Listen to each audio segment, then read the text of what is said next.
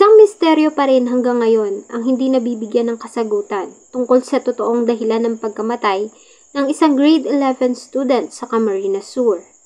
Maraming mga katanungan ng hanggang ngayon ay hinahanapan pa rin ng kasagutan ng mga taong nagmamahal kay Danica Marie Pahate.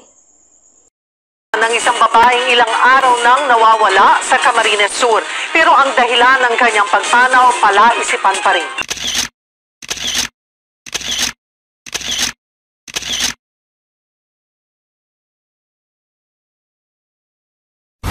Bago ko po simulan ang ating story, sa mga bago po sa channel ko, please hit the subscribe button at pakipindot na rin po ang notification bell para ma-notify kayo pag may bago tayong upload na videos. April 16, 2024, nang makatanggap ng tawag ang tanggapan ng kapulisan sa Iriga City, Camarines Sur. Agad naman silang tumugon sa nasabing tawag, at dito nga idinatna nila ang biktima sa kalunos-lunos nitong kalagayan. Nakadapa ito at nakalutang sa halos hanggang tuhod lamang na tubig. Intak ang suot nitong damit at walang senyales na ito ay nanlaban. Wala ding mga sugat ang biktima na agad din namang kinilala na ang grade 11 student at 18 years old na si Danica Marie Pahate na residente ng San Ramon, Iriga City, Camarines Sur. Si Danica Marie Pahate ay pangpito sa magkakapatid. Bata pa lang ay may hilig na si Nika sa fashion, na bumagay naman sa kanya dahil lumaki ito na taglay ang magandang hubog ng katawan at makinis na kutis. Tulad ng ibang kabataan, ay palagi din itong nagpo-post sa social media ng kanyang mga larawan. Palakaibigan din si Nika at masayang kasama. Bagamat may mga bagay ito na inililihim sa kanyang pamilya, ay nagtitiwala sila dito dahil sa hindi ito nagpapasaway at nag-aaral naman ng mabuti. Ayon sa ina ni Nika, noong April 15, 2024 ng gabi, ay nagpaalam ang dalaga na magtutungo lamang sa malapit na piso Wi-Fi vendo para makiconnect. Pinayagan naman nila ang dalaga dahil sa kasama nito ang mga pinsan at malimit ito magpunta doon, lingid sa kanilang kaalaman ang masakit na sasapitin nito. Dala ang kanyang tablet ay umalis si Nika ng bahay. Ayon sa kanyang mga pinsan ay dumating naman doon ang dalaga. Sa katunayan ay nakilagin pa ito sa cellphone ng isang pinsan dahil sa hirap na makasagap ng signal ang dala niyang tablet. Bandang alas 9 pasado ng gabi ay nag-logout na ito at saka nagpaalam sa mga kasama. Tinanong pa ito ng pinsan niya kung babalik pa siya at sinagot umano ng dalaga na baka hindi na. Iyon na ang huling sandali na nakita nila itong buhay. Sabi niya, sige po. That time po, nagpaalam na po yung kapatid ko na uuwi sa bahay. Tapos sinabihan pa po nga nung pamangkin po namin sa pinsan na kung babalik ka pa po Ate Nika dito sa sa Wi-Fi-yan. Ang sagot daw po nung kapatid ko is hindi niya daw po sure. Pero hindi na po bumalik yung kapatid ko. Tapos nung isa... Ayon sa ate ni Nika, noong gabi ng parehong araw, ay nakita pa ito ng nakatatanda niyang kapatid na babae na naghihilamos. Lumabas kasi ito ng bahay para maghanap ng signal dahil mahirap ang signal sa loob ng kanilang bahay. Iyon na umano ang huling beses na nakita niyang buhay ang kapatid dahil hindi ito nagpaalam na muli itong aalis ng bahay. Hindi rin ito dumaan sa usual na daan palabas kung nasaan siya. Sa halip ay dumaan ito sa shortcut patungo sa gasolinahan. Ako pong kapatid, yun po yung nadatna niya dun sa bahay kasi yung mama ko po nakahiga na that time dun sa kwarto, natutulog na po. Tapos po, yung kapatid ko pong isa, yung ate niya, yung pang-anim po na na kapatid ko, kasi pang-7 po si Danica. Pa po yun, nakita pa po niya yung kapatid ko, si Nika, na naghilamos lang po ng mukha. Tapos, lumabas po yung kapatid ko na yun kasi para maghahanap naman po siya ng signal kasi nagsa-cellphone. Po nagpaalam yung Nika, lalabas po siya. So bali yung cellphone ng kapatid ko, hindi na din po siya dumaan doon po sa daanan talaga namin papasok sa amin, kung saan andun po yung may PisoNet Wi-Fi din po. Dumaan po yung kapatid ko doon po sa shortcut na ang labas po is gasoline station. Nagulat na lamang sila kinaumagahan na makarating sa kanila ang balita na natagpuan ng wala ng buhay nitong katawan na palutang-lutang sa ilalim ng creek, malapit lamang sa kanilang tinitirhan.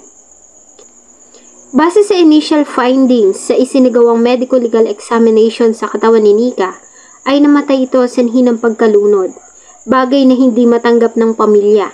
Nagtataka kasi sila kung papaano malulunod si Nika sa tubig na halos hindi pa umabot sa tuhod.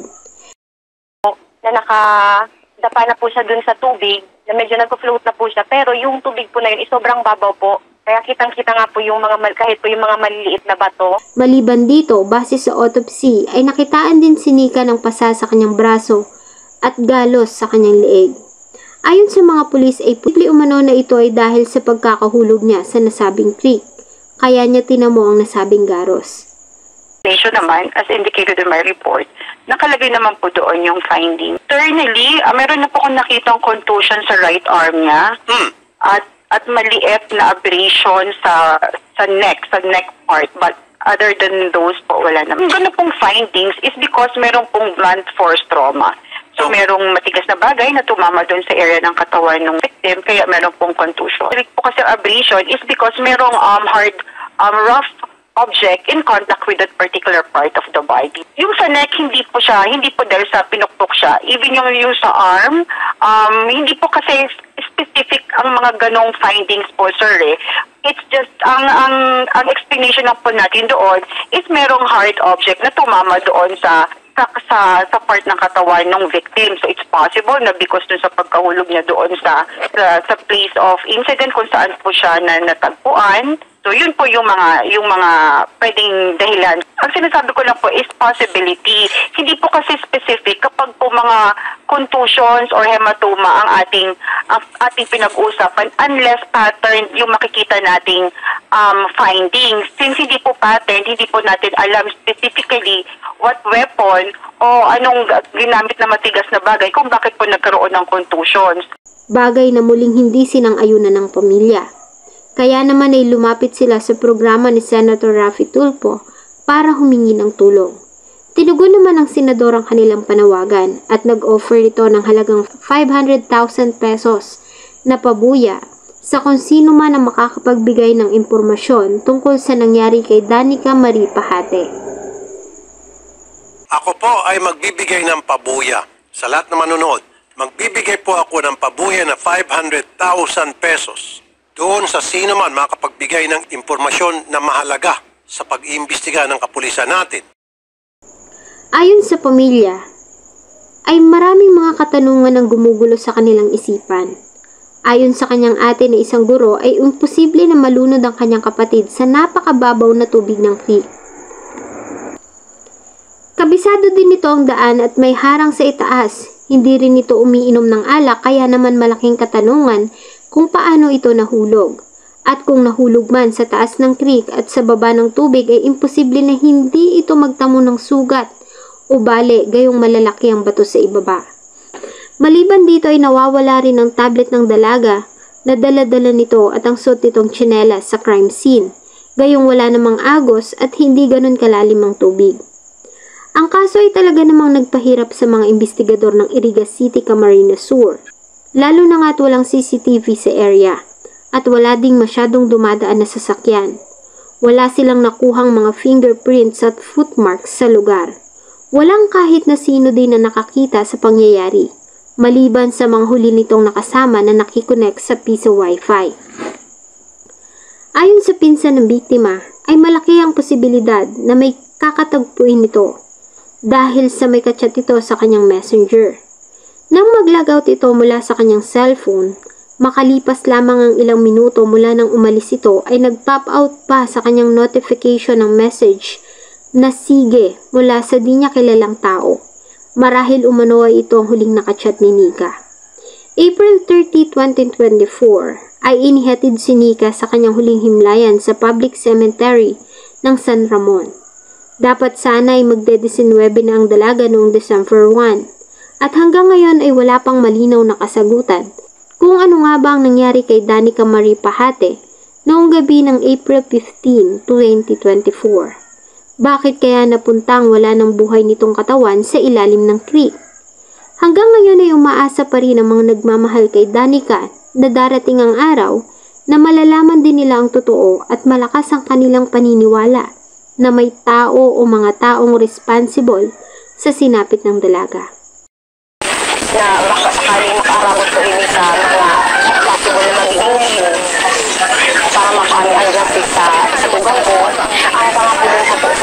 na ito na magsawa na kabangan kami. Sa inyong palagay, ano nga kaya ang nangyari sa biktima? Totoo nga kayang nalunod ito sa mababaw na tubig? O may taong responsible sa kanyang sinapit?